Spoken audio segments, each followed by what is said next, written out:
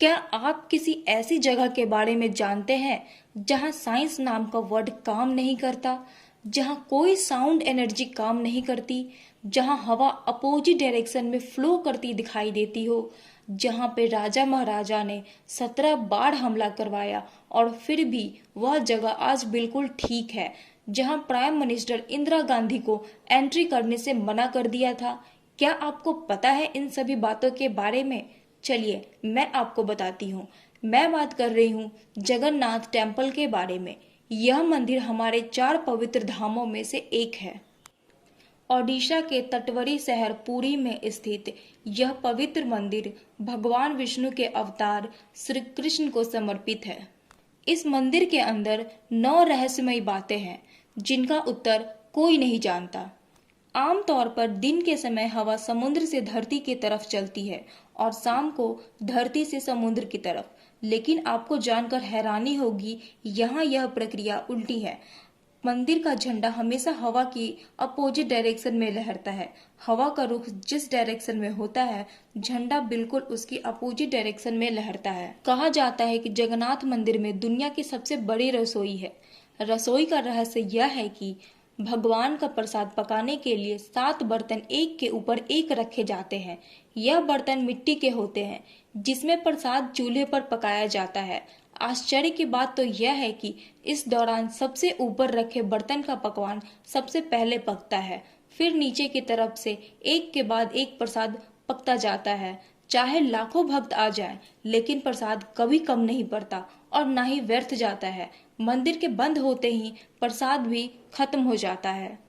किसी भी वस्तु या इंसान, पशु पक्षी की परछाई बनना साइंस का नियम है, लेकिन जगन्नाथ मंदिर की ऊपरी शिखर की परछाई हमेशा अदृश्य रहती है। इसका मतलब इसकी ऊपरी शिखर की परछाई कभी नहीं बनती।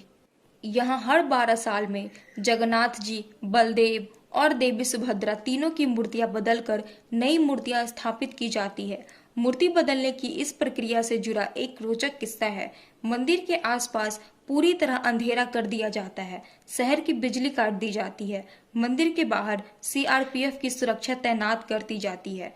केवल मूर्ति बदलने वाले पुजारी ही आंखों पर पट्टी बांधकर पुरानी मूर्ति बदलकर नई मूर्ति की स्थापना करते हैं। कहा जाता है कि अगर किसी ने मूर्ति बदलने की प्रक्रिया को देख लिया तो उसकी मृत्यु उसी क्षण हो जाएगी। आमतौर पर मंदिर, मस्जिद या बड़ी इमारतों पर पक्षियों को बैठे देखा होगा आपने, लेकिन पुरी के मंदिर के ऊपर से ना ही कभी कोई प्लेन उड़ता है और ना ही कभी कोई पक्षी मंदिर के ऊपर बैठता है। भारत के किसी दूसरे मंदिर में ऐसा कभी नहीं देखा गया है। जगन्नाथ मंदिर के ऊपर जो चक्र है उसे आप किसी भी डायरेक्शन से देख ले, वो हमेशा आपके साइड ही नजर आएगी।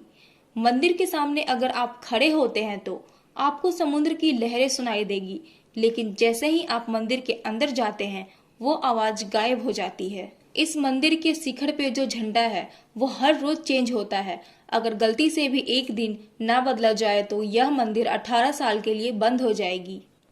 इस मंदिर को बर्बाद करने के लिए मुगलों ने 17 बार हमला करवाया था, लेकिन यह मंदिर आज भी बिल्कुल ठीक है।